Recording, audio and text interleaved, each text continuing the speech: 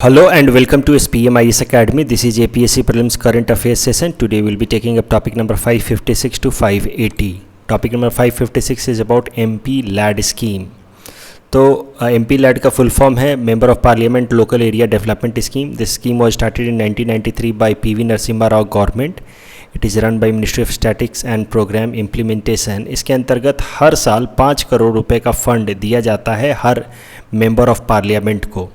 This fund is given under 2 instalments of rupees 2.5 crore each. और ये जो फंड होता है नॉन लैप्सेबल होता है, मतलब अगर एक साल में इस पूरे फंड का इस्तेमाल नहीं हुआ तो ये फंड कैरी फॉरवर्ड होगा. ऐसा नहीं है कि ख़त्म हो जाएगा, अगले साल के लिए कैरी फॉरवर्ड होगा. It is central sector scheme, मतलब पूरा का पूरा पैसा सेंट्रल गवर्नमेंट से आता है. ये हाल फिलहाल में न्यूज़ में इसलिए था क्योंकि कोविड-19 के कारण MP LAD स्कीम को for the time being suspend कर दिया गया है. तो MP LAD स्कीम में होता क्या है कि ministry of statics and programme implementation की तरफ से पैसा आता है into the account of deputy commissioner. जैसे हमारे असम के अंदर अलग अलग स्टेट के डिप्टी कमिश्नर, अलग अलग डिस्ट्रिक्ट के डिप्टी कमिश्नर्स हैं, तो उनके अकाउंट, उनके अंतर्गत जो अकाउंट है उसमें पैसा आता है. और फिर जो उस एरिया के मेंबर ऑफ पार्लियामेंट होते हैं उनके डायरेक्शन पे अलग अलग डेवलपमेंटल प्रोजेक्ट्स लिए जाते हैं. इस टॉपिक के बेसिस पे ये प्रैक्टिस क्वेश्चन में दे रखा है. वीडियो को पॉज कीजिए, क्वेश्चन को अटेम्प्ट कीजिए, लेकिन सुनिए मेरी बात को ध्यान से. इस क्वेश्चन में कुछ ऐसे स्टेटमेंट्स भी आपको दिखेंगे जो आपको लगेगा कि मैंने नहीं पढ़ाया है, बट एलिमिनेशन मेथड का इस्तेमाल कीजिए, अपने आप ये सवाल सॉल्व हो जाएगा. चलिए टॉपिक नंबर 557, प्रधानमंत्री श्रम योगी मानधन स्कीम.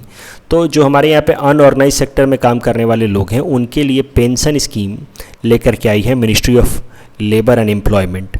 तो इसके अंतर्गत कैसा है कि इन लोगों को मंथली पेंशन मिलेगा 3,000 रुपये का for the workers who are working in unorganised sector. इसके लिए एलिजिबिलिटी ये है कि वर्कर्स की इनकम 15,000 रुपये पर मंथ से कम होनी चाहिए and they should not be covered under any other in pension scheme like NPS, EPFO या ESIC. और वर्कर्स की एज होनी चाहिए between 18 to 40 years. This is a voluntary and contributory scheme, मतलब आपको वर्कर्स को थोड़ा कॉन्ट्रीब्यूट करना होगा, तभी जाकर के उनको बाद में ये हर मंथ उनको कुछ एक कॉन्ट्रीब्यूशन देना होगा, तभी जाकर के उनके रिटायरमेंट के टाइम पे 60 साल की उम्र में उनको मंथली पेंशन मिलेगा 3,000 रुपये का. और ये वॉलेंटरी स्कीम है. वॉलेंटरी स्कीम मतलब इसमें कोई मैंडेटरी नहीं है कि ये स्कीम हर वर्कर को लेना ही लेना है. वीडियो को पॉज कीजिए, क्वेश्चन को अटेम्प्ट कीजिए, फिर आगे चलिए. टॉपिक नंबर 558, अटल टिंकरिंग लैब. तो एक नीति आयोग ने एक मिशन चलाया है, अटल इनोवेशन मिशन. इस मिशन का मेन पर्पस है कि हमारे यहाँ के जो स्कूल के बच्चे हैं, खासकर 6 से लेकर के 12 स्टैंडर्ड के स्कूल के बच्चे, इनके थिंकिंग प्रोसेस में चेंज लाया जाए, इनके अंदर क्यूरोसिटी, क्रिएटिविटी डेवलप की जाए. इसके लिए अटल इनोवेशन मिशन लॉन्च किया गया. अटल इनोवेशन मिशन के अंतर्गत अटल टिंकरिंग लैब्स सेटअप किए जा रहे हैं अलग अलग स्कूल्स में, चाहे वो सरकारी स्कूल हो या प्राइवेट स्कूल हो. इसमें one time grant in aid देगा नीति आयोग 10 लाख रुपए का, और उसके अलावा 10 लाख रुपए ऑपरेशनल एक्सपेंसेस के लिए दिए जाएंगे 5 सालों में. तो टोटल 20 लाख मिलेंगे. एक बार में 10 लाख प्लस 5 सालों के पीरियड में ओवरऑल 10 लाख दिए जाएंगे in order to set up Atal tinkering lab in different schools. Video को पॉज कीजिए, क्वेश्चन को अटेम्प्ट कीजिए, फिर आगे चलिए. Topic number 559, Nobel prize in economics in 2019. तो आप सोचेंगे कि सर 2019 का नोबेल प्राइज़ क्यों पढ़ा रहे हो. तो 2019 का सारा नोबेल प्राइज़ नहीं पढ़ाऊंगा, आपको 2020 के सारे नोबेल प्राइज़ में पढ़ाऊंगा, लेकिन 2019 के आपको नोबेल प्राइज़ इन इकोनॉमिक्स याद रखना है, क्योंकि 2019 का नोबेल प्राइज़ इन इकोनॉमिक्स मिला था अभिजीत बनर्जी को, जो इंडियन ऑरिजिन के हैं और इंडिया के अलग अलग सरकार के प्रोजेक्ट्स में भी ये पार्टिसिपेट करते हैं, इसलिए आपको याद रखना चाहिए. अभिजीत बनर्जी और उनकी वाइफ एथर डफलो प्लस माइकल क्रेमर, इन 3 लोगों को 2019 का नोबेल प्राइज़ इन इकोनॉमिक्स मिला था for their experimental approach to alleviate global poverty. तो ये उनके रिसर्च का टॉपिक था. वीडियो को पॉज कीजिए, क्वेश्चन को अटेम्प्ट कीजिए, फिर आगे चलिए. Topic number 560 is about MG NREGA scheme. It was launched in 2006. इसके अंतर्गत 100 days of guaranteed employment to rural household दिया जाता है. It is implemented by ministry of rural development. ये एक सेंट्रल स्पॉन्सर्ड स्कीम है, और सेंट्रल स्पॉन्सर्ड स्कीम में भी it is one of the 6 core of the core scheme. तो आई होप आपको ये बात पता होगी कि जो भी सेंट्रल स्पॉन्सर्ड स्कीम है उनको 2 पार्ट में डिवाइड किया गया है, core of the core and core schemes, right. तो कोर ऑफ द कोर में 6 स्कीम्स हैं, उनमें से एक है MG नरेगा, मतलब one of the most important. इसको कभी भी ख़त्म नहीं किया जाएगा. इसके अंतर्गत minimum wage is fixed by the state government and 1/3, इसमें नियम क्या है कि 1/3 of the stipulated work must go to women. Again ये क्वेश्चन जो है वो आप सॉल्व कर पाएंगे थ्रू एलिमिनेशन मेथड। चलिए वीडियो को पॉज करें, क्वेश्चन को अटेम्प्ट करें। Topic number 561, bank of international settlement.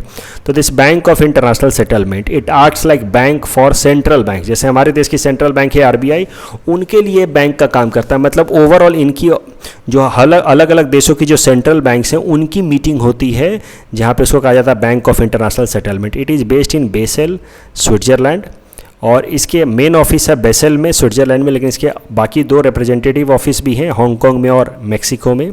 It was established in 1930 by an intergovernmental agreement between Germany, Belgium, France, UK, Italy, Japan, US and Switzerland.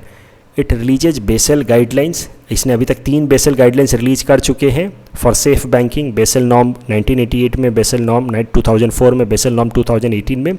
Bessel norms को India में adopt करने के लिए RBI ने हमारे banks को deadline दिया। Bessel 3 norms को इंडिया में अडॉप्ट करने के लिए हमारी आरबीआई ने डेडलाइन दिया है 1 जनवरी 2023 का।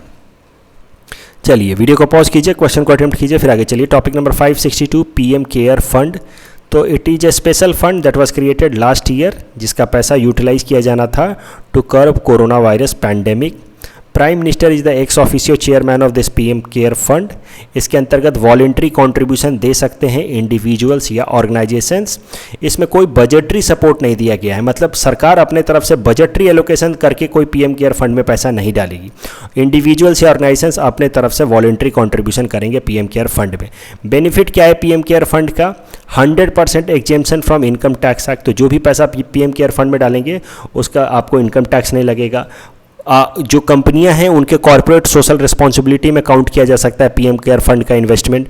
पीएम केयर फंड में it has also got from exemption from foreign contribution regulation act. इसका मतलब ये है कि पीएम केयर फंड में फॉरेनर्स भी आराम से कंट्रीब्यूट कर सकते थे, उसमें कोई प्रॉब्लम नहीं होती under this regulation act, foreign contribution regulation act.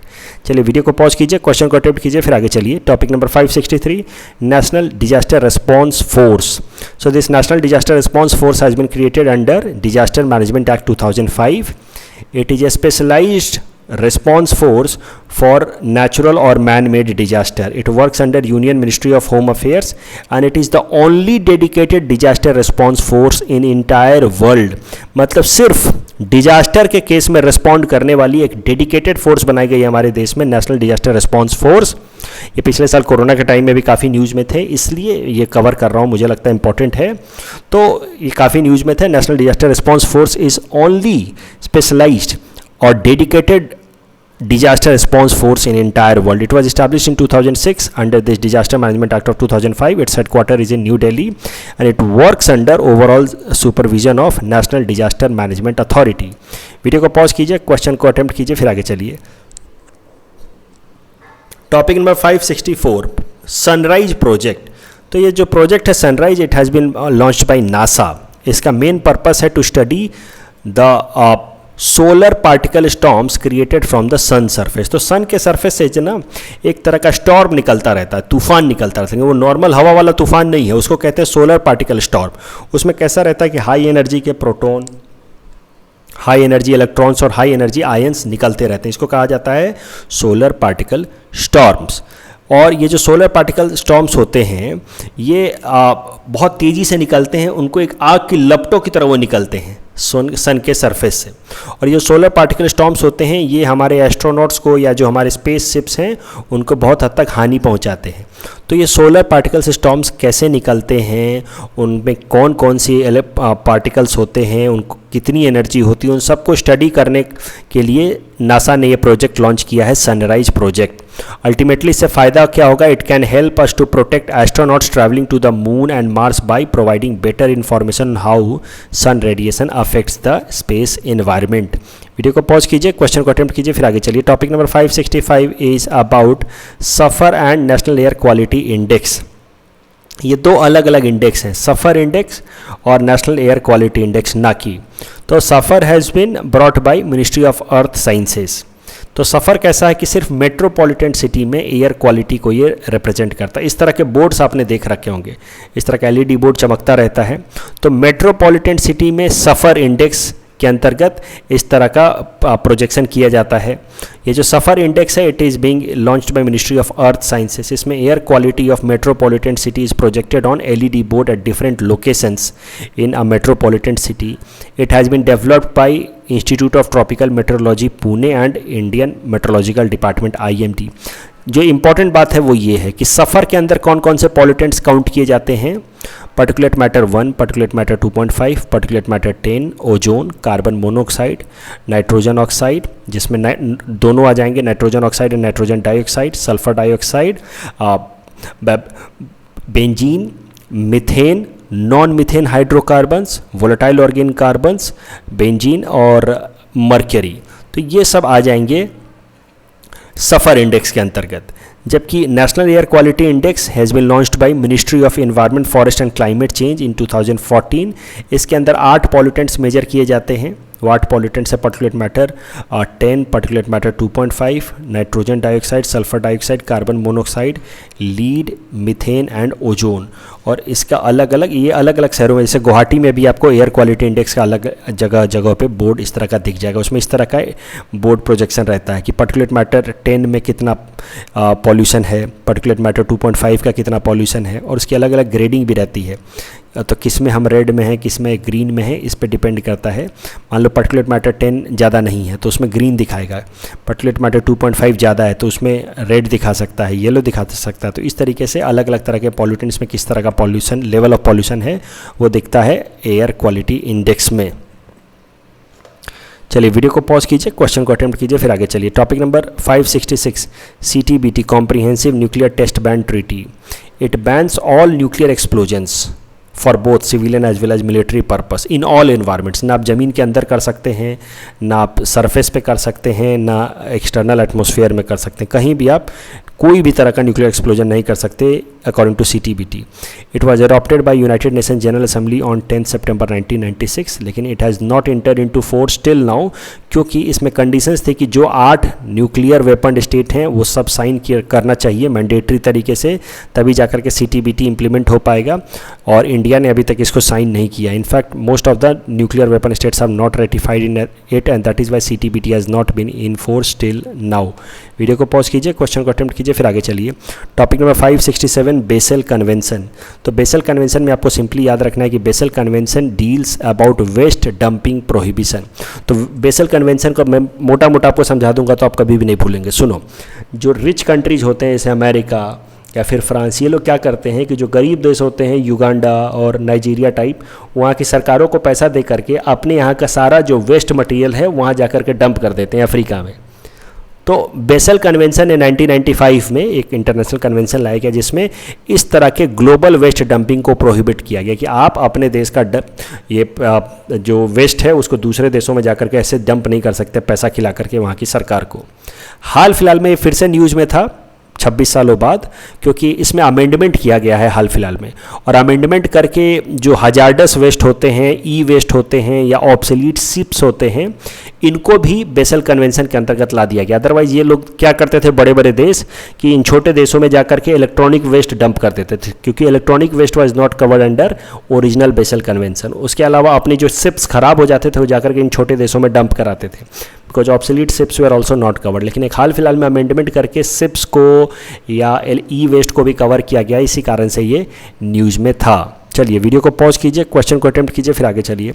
Topic number 568, hydroxy chloroquine drugs. पिछले साल तो कितना न्यूज़ में था आपको याद ही होगा, जब कोरोना वायरस का अर्ली फेज था उस टाइम में हाइड्रोक्सी क्लोरोक्वीन हर जगह न्यूज़ में छाया हुआ था। क्यों? क्योंकि ये वैसे तो है एक एंटी मलेरियल ड्रग और इंडिया इसको खूब बनाता है, लेकिन जब कोरोना वायरस स्टार्ट हुआ तो स्टार्टिंग में साइंटिस्ट लोगों का ऐसा मानना था कि कोरोना वायरस के खिलाफ भी थोड़ा बहुत इफेक्टिव है हाइड्रोक्सी क्लोरोक्वीन। तो इंडिया तो वैसे खूब बनाता था, खूब एक्सपोर्ट भी करता था, लेकिन जैसे इंडिया को पता चला कि अच्छा हाइड्रोक्सी क्लोरोक्वीन जो है वो कोरोना वायरस में काम कर रहा है थोड़ा बहुत, इंडिया ने उसके एक्सपोर्ट पे बैन लगा दिया। जब इंडिया ने उसके एक्सपोर्ट पे बैन लगा दिया और अपने लिए स्टोर करना शुरू किया तो यूएस ने हमारे ऊपर दबाव देना शुरू किया, ट्रंप ने, कि भाई हमें भी दो हाइड्रोक्सी क्लोरोक्वीन। बाद में हमने यूएस को भी बहुत सारा हाइड्रोक्सी क्लोरोक्वीन एक्सपोर्ट कराया। तो इस कारण से हाइड्रोक्सी क्लोरोक्वीन ड्रग्स काफ़ी न्यूज़ में था पिछले साल। वीडियो को पॉज कीजिए, क्वेश्चन को अटेम्प्ट कीजिए, फिर आगे चलिए। Topic number 569, national tiger conservation authority NTCA। It is a statutory body created under wildlife protection act 1972। ये दो इंपॉर्टेंट काम करता है। It conducts project tiger, it conducts tiger census. Project tiger is a centrally sponsored scheme started in 1993 और tiger census is conducted every 4 year. यहाँ पे tigers की गिनती की जाती है। Last tiger census was conducted in 2018 और लास्ट टाइगर सेंसस में हमें पता चला कि हमारे देश के अंदर टाइगर्स की संख्या है 2967। लास्ट टाइगर सेंसस में दो और बातें आपको याद रखनी है। Pench tiger reserve of Madhya Pradesh has been declared as best tiger reserve, best manage tiger reserve, जबकि Sathyamangalam tiger reserve of Tamil Nadu is best improved tiger reserve. अगर ओवरऑल बात की जाए तो tiger is a endangered species in IUCN red data book. There are 52 tiger reserves in India. और अगर असम की बात की जाए तो पिछले सेंसस में 2018 सेंसस में हमारे स्टेट असम में 190 टाइगर्स पाए गए थे उसमें से, और इस कारण से असम वाज रैंक्ड 7th। चलिए वीडियो को पॉज कीजिए, इस क्वेश्चन को अटेम्प्ट कीजिए, फिर आगे चलिए। Topic number 570, national board of wild life. National board of wild life is a statutory organisation created under wildlife protection act 1972। It is chaired by the prime minister. वैसे state level पे होता है state board of wild life, it is chaired by the chief minister.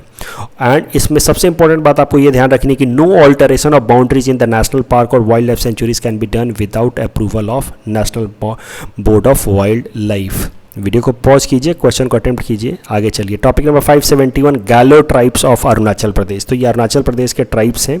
पिछले साल news आया था इनसे related, यहाँ पे जब कोरोना वायरस फैला था तो इस कारण से न्यूज़ में थे पिछले साल, क्या पता पूछ ले सवाल। तो गैलो tribes belong to Arunachal Pradesh. इनकी खासियत क्या है कि ये अपने पिछले 20 जनरेशन्स के पूर्वजों का नाम याद रखते हैं, ये इनकी खासियत है। और इनका एक मेन फेस्टिवल है गैलो ट्राइब का, उस फेस्टिवल का नाम है मोपीन फेस्टिवल। और इनका एक मेन डांस है उस मोपीन फेस्टिवल में ये लोग जो करते हैं वो डांस, उसका नाम है पोपीर डांस। वीडियो को पॉज कीजिए, क्वेश्चन को अटेम्प्ट कीजिए, फिर आगे चलिए। Topic number 572, international atomic energy agency IAEA। It was created in 1957। इसका मेन पर्पस था to promote safe, secure and peaceful use of nuclear technology. Its headquarter is in Vienna, Austria. India is a founding member of IAEA and ये जो IAEA है it submits report to United Nation General assembly and United Nation Security Council. IAEA हाल फिलहाल में news में इसलिए था क्योंकि it has opened world's first low enriched uranium bank in Oskemen, Kazakhstan. तो इस कारण से ये न्यूज़ में था, तो हो सकता है ये आपसे पूछ ले। वीडियो को पॉज कीजिए, क्वेश्चन को अटेम्प्ट कीजिए, आगे चलिए। Topic number 573, epidemic disease act 1897। तो ये हाल फिलहाल में जो भी हमारे यहाँ पे कर्फ्यू वगैरह लगाया जाता है उसमें एपिडेमिक डिजीज एक्ट 1897 का इस्तेमाल किया जाता है, इस कारण से करंट अफेयर्स का हिस्सा है। तो देखते हैं एपिडेमिक डिजीज एक्ट के बारे में। Section 2 of epidemic disease act से इसकी special powers can be given to the state government, और special power can be enjoyed by the state government during outbreak of an epidemic. This epidemic disease act 1890 was first of all brought in 1897 और उस time में लाया गया था in order to stop spread of bubonic plague, जो plague that was spreading due to rats. और ये bubonic plague Bombay और आसपास के प्रोविंसेस में फैला था, प्रेसिडेंसीज में फैला था ब्रिटिशर्स के टाइम में। और उस bubonic plague cause due to rats को रोकने के लिए एपिडेमिक डिजीज एक्ट 1897 में लेकर के आए थे ब्रिटिशर्स। ये वर्ल्ड हिस्ट्री से भी रिलेटेड है क्योंकि जब एपिडेमिक डिजीज एक्ट 1897 में लाया गया तो उसको बाल गंगाधर तिलक ने इस एक्ट के इम्प्लीमेंटेशन को क्रिटिसाइज़ किया कि आप जिस तरह से इम्प्लीमेंट कर रहे हैं इस एपिडेमिक डिजीज एक्ट को वो इनह्यूमन है। जिस आदमी को भी शक हो जाता था ब्रिटिशर्स को कि अच्छा इसको प्लेग हो गया होगा, उसको उठा के ले जाते थे ज़बरदस्ती और ले जाकर के कहीं लॉक कर देते थे, वहाँ जाकर के वो बेचारा मर जाता था। तो इनह्यूमन तरीके से जो एपिडेमिक डिजीज एक्ट को इम्प्लीमेंट करा था ब्रिटिशर्स ने, उसके लिए बाल गंगाधर तिलक ने उनको ब्रिटिशर्स को एपिडेमिक डिजीज एक्ट इम्प्लीमेंटेशन के लिए क्रिटिसाइज़ किया अपने अखबार केसरी में। और केसरी में जब उन्होंने उसको ब्रिटिशर्स को क्रिटिसाइज़ किया for miss handling of plague through epidemic disease act 1897, तो ब्रिटिशर्स ने फिर उनको 18 महीने की जेल सुना दी थी बाल गंगाधर तिलक को। यहीं पे उनके खिलाफ सेडिशन केसेस चलाए गए थे। तो ये सब बातें जो हैं epidemic disease act current point of view से भी इंपॉर्टेंट और इसका अपना एक हिस्टोरिकल बैकग्राउंड है, कुछ भी आपसे पूछा जा सकता है। वीडियो को पॉज कीजिए, क्वेश्चन को अटेम्प्ट कीजिए, फिर आगे चलिए। Topic number 574, 3 parent baby. तो 3 पैरेंट बेबी में कैसा होता है कि when the actual mother is suffering from an incurable mitochondrial disease. अगर मान लो एक्चुअल मदर को कोई इनक्यूरेबल माइटोकॉन्ड्रियल डिजीज़ है, उस केस में कैसा होगा कि मदर और फादर का तो माइटोकॉन्ड्रिया लिया ही जाएगा, प्लस किसी तीसरे मदर, डोनर मदर का भी या डोनर विमेन का भी माइटोकॉन्ड्रिया लिया जाएगा और इसको इस तरह से मिक्स किया जाएगा कि बच्चे के अंदर जो मदर का माइटोकॉन्ड्रियल डिजीज़ था वो पास ना हो। तो the technique involves removing of the faulty mitochondrial DNA from the actual mother to the child. लेकिन इस पूरे प्रोसेस को जीन एडिटिंग प्रोसेस नहीं कहते हैं। There is no gene editing involve in this entire process known as 3 parent baby process. तो इससे कैसा है कि other genetic diseases can not be cured with this technique. तो बाकी सारे जेनेटिक डिजीजेज इस टेक्निक की मदद से क्योर नहीं किए जा सकते। ये खाली 3 पैरेंट बेबीज की मदद से, जो अगर मदर जो रियल मदर है उसके अंदर माइटोकॉन्ड्रियल डिजीज़ है तो वही बस उसको हटाया जा सकता है। अदरवाइज बाकी सारे जेनेटिक डिजीज़ को अगर दूर करना है तो उसके लिए हमें जीन एडिटिंग टेक्नोलॉजी इस्तेमाल करना होगा, जिस क्रिस्पर टेक्नोलॉजी जो मैं आपको करा चुका हूँ, जिसके लिए नोबेल प्राइज़ इन केमिस्ट्री मिला था इस साल 2020 में, वो मैं आपको करा चुका हूँ। वीडियो को पॉज कीजिए, क्वेश्चन को अटेम्प्ट कीजिए, फिर आगे चलिए। Topic number 575। So it is about India's first international women trade centre IWTC। It has been established by Kerala government at Kozhikode. तो पिछले साल न्यूज़ में था, हो सकता है सीधा सीधा आपसे इस तरह का सवाल पूछ ले। वैसे 1 स्टार है, मुझे नहीं लगता ज़्यादा आने के चांसेज हैं, बट फिर भी कि इंडिया का पहला इंटरनेशनल वीमेन ट्रेड सेंटर कहाँ खुला है या किस सरकार ने खोला है? Answer will be Kerala. चलिए आगे चलिए। Topic number 576, important festivals of north east India. तो Solung festival is an important popular agriculture festival celebrated by Adi tribes of Arunachal Pradesh. River Siseri, also known as Sisar in Adi language, flows through Arunachal Pradesh, and Chapchar Koot is an important festival of Mizoram। Video को pause कीजिए, question को attempt कीजिए, फिर आगे चलिए। Topic number 577, core industries. तो core industries can be defined as main industry which has multiplier effect on the entire economy. Core industry के अंदर 8 इंडस्ट्रीज आती हैं एंड टोटल उनका 40.27% वेटेज है on index of industrial production. तो जितनी भी इंडस्ट्रियल प्रोडक्शन होती है उसमें से अकेला इन 8 इंडस्ट्रीज़ का वेटेज है 40.27%। अगर कोर इंडस्ट्रीज़ की बात की जाए तो उसमें सबसे ज़्यादा वेटेज है रिफाइनरी का, फिर इलेक्ट्रिसिटी का, स्टील का, कोल का, क्रूड ऑयल का, नेचुरल गैस का, सीमेंट का और फर्टिलाइजर का। वीडियो को पॉज कीजिए, क्वेश्चन को अटेम्प्ट कीजिए, फिर आगे चलिए। Topic number 578, national rural livelihood mission. This was started by ministry of rural development in 1999। इसका पर्पस था to eliminate rural poverty by generating self employment. इसमें क्या इंश्योर किया जाता है कि that at least 1 member from the rural poor household that should be preferably a women should be engaged in a self help group network. तो इस national rural livelihood mission में हर गरीब परिवार से खासकर फोकस किया जाता है कि एक वीमेन को इंक्लूड किया जाए सेल्फ हेल्प ग्रुप नेटवर्क में, जिससे उसको सेल्फ अर्निंग में, सेल्फ एम्प्लॉयमेंट के कुछ अपॉर्चुनिटीज़ क्रिएट किए जा सकें। This national rural livelihood mission is implemented by state government. और आसाम के अंदर तो चूंकि इसको इम्प्लीमेंट करने की जिम्मेदारी दी गई है स्टेट गवर्नमेंट्स को, तो आसाम के अंदर इसको इम्प्लीमेंट करने के लिए एक बॉडी बनाई गई है, Assam state rural livelihood mission society. इसके भी फॉर्म निकलते रहते हैं कि आप में से कुछ लोगों ने फॉर्म भरा भी होगा। Assam state rural livelihood mission society is registered under societies act of 1860। It was constituted in 2011 by rural development department of Assam. Video को पॉज कीजिए, क्वेश्चन को अटेम्प्ट कीजिए, फिर आगे चलिए। Topic number 579, non alignment movement. The movement has its origin in Asia Africa conference held in Bandung, Indonesia 1955। लेकिन ये इसका पहला ऑफिशियल समिट नहीं था। The first official summit of NAM held in 1961 in Belgrade summit that was in Serbia. India, Yugoslavia, Egypt, Ghana, Indonesia were the founding members. हाल फिलहाल में NAM की जो समिट हुई है 2019 में हुई है, that was held in Baku, Azerbaijan. 8th NAM summit held in Baku, Azerbaijan.